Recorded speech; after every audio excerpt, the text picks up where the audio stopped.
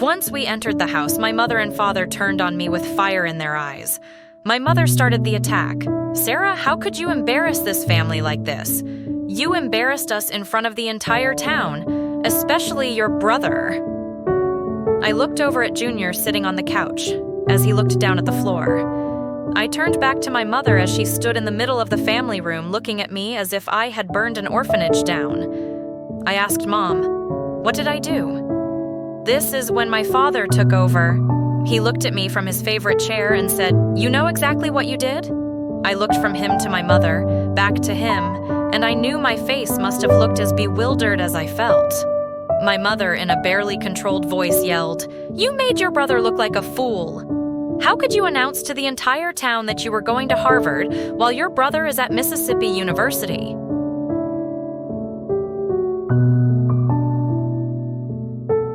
Were you trying to make him look bad, less than? How could you? We did not even know that you had applied to Harvard. I know you are not expecting us to pay for that. Your brother is in his senior year at the university. He needs money to attend conferences, trips for networking, clothes to look the part. I calmly said that I did not tell anyone that I had applied to Harvard because I did not want to get everyone's hopes up and that I wanted it to be a surprise if I got in. I knew you all would not be able to pay my entire tuition, but I thought that with the college fund you all had for me, I would be able to swing it with student loans and a part-time job or two. My mother laughed and asked what college fund I was talking about. I said there was a college fund for Junior, so I assumed there was one for me also. Father laughed while shaking his head and said with a mocking tone, "You know what they say about assuming. Yes, we have a college fund for Junior. We started his fund before he was even born. Why would you expect us to have a college fund for him and for you?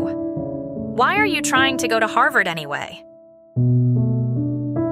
With your grades and test scores, you could get a full ride to a state school. Why would you try to take money away from your brother?" I was at a loss of words. I could not understand what I did wrong. So I sat quietly looking at my hands. My mother broke the silence and said in a calm, saccharine, sweet voice, "Sarah, we are proud that you got into Harvard, but you will not be attending Harvard in the fall. You can attend Mississippi State or even a trade school in the fall, but Harvard is out of the question. You also need to apologize to your brother." I looked up and asked my mother, "What am I apologizing for?" She said, "You are apologizing for the audacity of trying to steal your brother's shine, his dignity." I sat there for what seemed like 5 minutes, and then I looked up and stared at my family. The people that were supposed to love me unconditionally, the people who were supposed to be in my corner no matter what. And I said, "No." My mother gasped and said, "No?" And I repeated, "No." My father held up his hand, looked me in the eye, and said, "I never thought a child of mine would disrespect me in my own home.